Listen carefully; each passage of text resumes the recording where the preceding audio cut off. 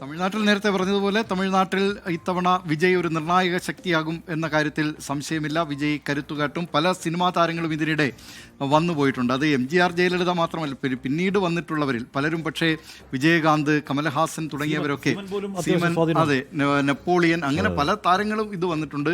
ശരത്ത് വന്നിട്ടുണ്ട്. അങ്ങനെ പല താരങ്ങളും വന്നിട്ടുണ്ടെങ്കിലും വിജയ് ഉണ്ടാക്കുന്ന ആ ഓളം പോലെ തമിഴ്നാട്ടിൽ മറ്റൊരു സിനിമാ താരത്തിനും സമീപകാലത്ത് അവിടെ അങ്ങനെ ജനസ്വാധീനമുണ്ടാക്കാൻ കഴിഞ്ഞിട്ടില്ല. ആ ജനസ്വാധീനമുണ്ടാക്കാൻ വിജയ്ക്ക് കഴിഞ്ഞു എന്നതാണ് ഈ തെരഞ്ഞെടുപ്പിൽ പ്രകടമാകാൻ പോകുക എന്ന് പറഞ്ഞാൽ വിജയുടെ ഈ യോഗങ്ങളിലെത്തുന്ന വലിയ ആൾക്കൂട്ടം അത് വോട്ടായി മാറുമോ എന്നുള്ള കാര്യം അത് കണ്ടറിയേണ്ടി. ഞാൻ ഈ അടുത്തിടെ നമ്മൾ കണ്ടതായിരുന്നെങ്കിലും ഒന്നുകൂടെ ഒരു ഓർമ്മ പുതുക്കാൻ വേണ്ടി യൂട്യൂബിൽ ജയലളിതയുടെ 2 ഇൻ്റർവ്യൂ കണ്ടായിരുന്നു. എനിക്കത് വളരെ ഇഷ്ടപ്പെട്ട. അതിൽ ഞാൻ അവരുടെ പേരുകൾ പറയുന്നില്ല, കാരണം അതിൽ ഇത്തിരി അപമാനിച്ചിട്ടുണ്ട് ജയലളിത ഇന്റർവ്യൂ ചെയ്യാൻ പോയ ആളിന്.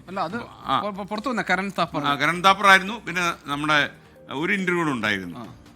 അപ്പോൾ ഒരു ഇന്റർവ്യൂവിൽ അവർ വളരെ മാന്യമായിട്ട് പെരുമാറി. ഈ കരൺ താപ്പറിൻ്റെ ഇന്റർവ്യൂവിൽ അദ്ദേഹം ഈ ഇന്റർവ്യൂ അവസാനിക്കുമ്പം എന്തായാലും എല്ലാം നന്നായി എന്ന് ഞാൻ കരുതുന്നു. ഒന്നും നന്നായതൊന്നുമില്ല, വളരെ മോശപ്പെട്ട ഇന്റർവ്യൂ ആയിരുന്നു എന്നിട്ട് കൈ കൊടുക്കാൻ ശ്രമിച്ചു. എന്നിട്ട്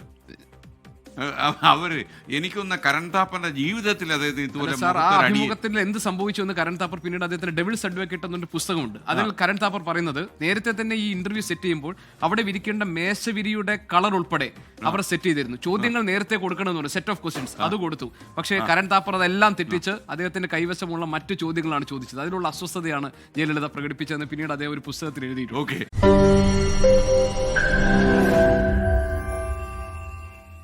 ലോകത്തെവിടെയായാലും ഏത് സമയത്തും 24 വാർത്തകളും ഓഗ്മെന്റഡ് റിയാലിറ്റി പാക്കേജുകളും എക്സ്പ്ലെയിനറുകളും വിശദമായി കാണാൻ ഞങ്ങളുടെ യൂട്യൂബ് ചാനൽ നിങ്ങൾക്ക് സബ്സ്ക്രൈബ് ചെയ്യാം.